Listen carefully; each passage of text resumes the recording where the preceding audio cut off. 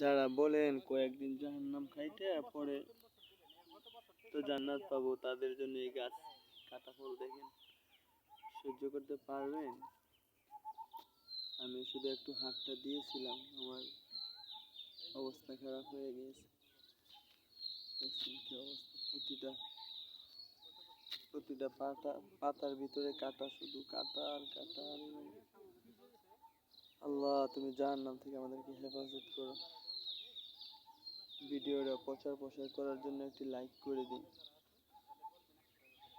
আল্লাহ সবাইকে জাহান্নামের আগুন থেকে হেফাজত করুক। দেখেন ডালগুলো দেখেন,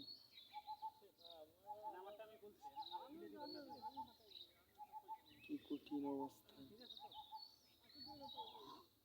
শুধু কাটা আর কাটা, শুধু কাটা আর কাটা। আল্লাহ আমাদেরকে হেফাজত করুক এমন পরিস্থিতি থেকে।